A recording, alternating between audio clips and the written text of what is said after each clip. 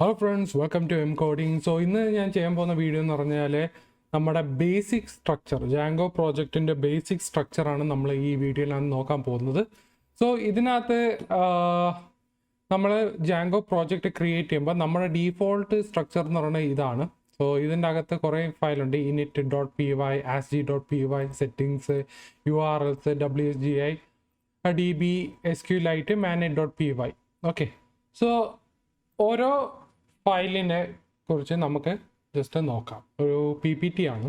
So നമ്മുടെ പ്രോജക്റ്റിനകത്ത് ആദ്യത്തെ ഫയലാണ് ഡണ്ടർ init ഡണ്ടർ എന്ന് പറയുന്ന ഫയൽ, പൈത്തൺ ഫയൽ. ഇതൊരു സാധാ ഒരു ബ്ലാങ്ക് പൈത്തൺ സ്ക്രിപ്റ്റ് ഫയലാണ്. അതൊരു സ്പെഷ്യൽ നെയിമാണ് ഡണ്ടർ ഇനിറ്റ് ഡണ്ടർ എന്ന് പറഞ്ഞ് കൊടുത്തിരിക്കുന്നത്. സോ ഈ ഫയല് നമ്മുടെ ഈ ഡയറക്ടറിനകത്ത് കാണും. അപ്പോൾ ഈ ഡയറക്ടറിനകത്ത് ഒരു സ്പെഷ്യൽ ഒരു പാക്കേജ് ആയിട്ടാണ് ഈ ഒരു ഫയല് ഇത് കാണുന്നത്.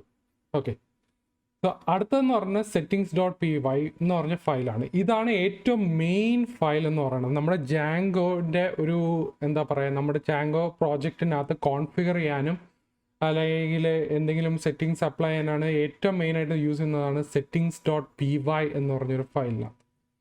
ഇനി അടുത്തതെന്ന് പറഞ്ഞാൽ urls.py. ഇപ്പം നമ്മൾ ജാങ്കോ പ്രോജക്റ്റ് ക്രിയേറ്റ് ചെയ്യുമ്പോൾ നമ്മളൊരു വെബ് ആപ്ലിക്കേഷനകത്ത് ഓരോ കോമ്പോണൻ്റ് കാണും, നമുക്ക് ഓരോ പേജസ് കാണും. സോ ഈ ഓരോ പേജിലോട്ട് റൂട്ട് ചെയ്യുമ്പോൾ നമുക്കൊരു URL ആയിട്ടായിരിക്കും റൂട്ട് ചെയ്യുന്നത്. സോ ഓരോ URLസും ഹാൻഡിൽ ചെയ്യുന്ന ഒരു ഫയലാണ് urls.py എന്ന് പറഞ്ഞത്. അടുത്ത WSGI.py എന്ന് പറഞ്ഞത് ഇത് പൈത്തൺ സ്ക്രിപ്റ്റ് ആണ്. ഇതിന് ഫുൾ ഫോം എന്ന് പറഞ്ഞാൽ വെബ് സെർവർ ഗേറ്റ്വേ ഇൻ്റർഫേസ്. അതായത് ഈ ഒരു ഫയല് ഇതൊരു പൈത്തൺ സ്ക്രിപ്റ്റ് ആണ്. സോ ഈ ഫയല് നമ്മുടെ പ്രോഡക്റ്റ്, നമ്മുടെ വെബ് ആപ്പ് അത് പ്രൊഡക്ഷനിലോട്ട് ഡിപ്ലോയ് ചെയ്യാൻ നമ്മളെ സഹായിക്കും. ഇതാണ് WSGI.py ഫയലിൻ്റെ പ്രത്യേകത. ഇനി അടുത്തതാണ് manage.py. ഇത് നമ്മുടെ ഏറ്റവും കൂടുതൽ പൈത്തൺ സ്ക്രിപ്റ്റിൽ നമ്മൾ യൂസ് ചെയ്യുന്നതാണ് manage.py. നമ്മൾ റൺ സെർവർ, നേരത്തെ നമ്മൾ ഈ ജാങ്കോ ഓട്ടിച്ചത് manage.py എന്ന് പറയുന്ന ഫയലിനെയാണ് നമ്മൾ റൺ ചെയ്തത്. സോ ഇതാണ് നമ്മുടെ മെയിൻ ഫങ്ഷൻ. ഇതിനകത്തായിരിക്കും, ഈ ഫയലിനകത്തായിരിക്കും. സോ അത് അപ്പോൾ നമ്മൾ ഇനി റൺ ചെയ്യുമ്പോഴോ അല്ലെങ്കിൽ നമ്മളൊരു പുതിയൊരു കോമ്പോണൻറ്റ് ക്രിയേറ്റ് ചെയ്യുമ്പോൾ നമ്മൾ ആക്ച്വലി ഈ ഫയലിനെ വെച്ചിട്ടായിരിക്കും നമ്മൾ സബ് കമാൻഡ്സ് വെച്ച് ഓട്ടിക്കുന്നത്. സോ അത് കഴിയുമ്പോൾ എന്താണ് ഇതിനകത്താണ് ബേസ് എക്സാമ്പിൾ. നേരത്തെ വീഡിയോയിൽ ഞാൻ പറഞ്ഞു python space manage.py run server. So ഈ manage.pyനകത്ത് മെയിൻ ഫങ്ഷൻ ഉണ്ട്. ആ മെയിൻ ഫംഗ്ഷൻ വിളിക്കുന്ന പൈത്തൺ കമാൻഡ് വെച്ച് ആ മെയിൻ ഫംഗ്ഷൻ വിളിക്കുമ്പോൾ നമുക്ക് താഴെ ഇങ്ങനെയൊക്കെ എഴുതിയിരിക്കും Django version using settings first project എന്ന് പറഞ്ഞ്. സോ ഡെവലപ്മെൻറ്റ് സെർവർ എന്ന് പറയുന്നത് 1.7.0 ഈ ഒരു URL ആയിരിക്കും നമ്മളെ ആദ്യം പേജിലോട്ട് കാണിക്കുന്നത്. പിന്നെ നമുക്ക് അതല്ലാതെ നമ്മൾക്ക് വേറൊരു അഡീഷണൽ ഒരു ഫയലുണ്ട്. അതായത് നമ്മൾ പുതിയൊരു ജാങ്കോ പ്രോജക്റ്റ് ക്രിയേറ്റ് ചെയ്യുമ്പോൾ നമുക്കൊരു പുതിയൊരു ഫയൽ ക്രിയേറ്റ് ചെയ്യും, asg.py. അഥവാ നമ്മൾ അതിൻ്റെ ഫുൾ ഫോം എന്ന് പറയുന്നത് അസിൻക്രോണസ് സെർവർ ഗേറ്റ്വേ ഇൻ്റർഫേസ് എന്ന് പറയും. ഇത് WSGI.py ഒരു സബ്സെറ്റ് ആണ്. അടുത്തൊരു ഫയൽ എന്ന് പറഞ്ഞാൽ db.sqlite3 എന്ന്. അതായത് നമ്മുടെ ജാങ്കോ പ്രോജക്റ്റിന് എന്തായാലും ഒരു ഡേറ്റാബേസ് കാണും. ഒരു ഡീഫോൾട്ട് ഡേറ്റാബേസ് ആണ് ജാങ്കോ നമുക്ക് തരുന്നത്.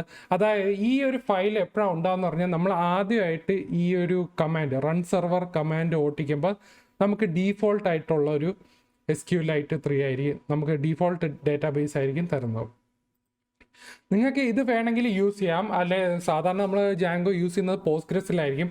പക്ഷേ ഇതാണ് നിങ്ങൾ യൂസ് ചെയ്യുന്നത്, SQLite3 ആണ് യൂസ് ചെയ്യുന്നതെങ്കിൽ ഈ ചെറിയ ആപ്ലിക്കേഷനാണെങ്കിൽ ഇത് മോസ്റ്റ് ഹെൽപ്ഫുൾ ആയിരിക്കും. അത് അല്ലെങ്കിൽ നിങ്ങൾ വലിയൊരു പ്രോജക്റ്റാണ് നിങ്ങൾ ചെയ്യാൻ പോകുന്നത്, ഭയങ്കര വലിയ പ്രോജക്റ്റ് ചെയ്യാൻ പോകുമ്പോൾ നിങ്ങൾക്ക് SQLite3 അത്രയും കോംപ്ലിക്കേറ്റഡ് ആയിരിക്കും. സോ മാക്സിമം നിങ്ങളെ SQLite ഒഴിവാക്കാൻ നിങ്ങൾ പോസ്റ്റ്ഗ്രസിലോ MongoDBയോ ഏതെങ്കിലും ഡേറ്റാബേസിൽ നിങ്ങൾക്ക് യൂസ് ചെയ്യാം. സോ ഇതാണ് നമ്മുടെ ബേസിക് സ്ട്രക്ചർ എന്ന് പറയുന്നത്. ഓക്കെ, പിന്നെ നമ്മൾ ആദ്യമായിട്ട് ഒരു ജാങ്കോ നമ്മൾ റൺ ചെയ്യുമ്പോൾ നമുക്കിവിടെ ഒരു വാർണിംഗ് കാണിക്കും. ഈ റെഡ് കളറിൽ കാണിച്ചിരിക്കുന്നത് ഇത് മൈഗ്രേഷൻസിൻ്റെ വാർണിംഗ് ആണ് കാണിക്കുന്നത്. അപ്പോൾ ഈ മൈഗ്രേഷൻസ് എന്ന് പറഞ്ഞാൽ നമ്മുടെ ഈ ഡേറ്റാബേസസ്, ഓക്കെ, നമ്മുടെ ഡേറ്റാബേസിനെ മൈഗ്രേറ്റ് ചെയ്യും. അതിനെയാണ് മൈഗ്രേഷൻ എന്ന് പറയുന്നത്.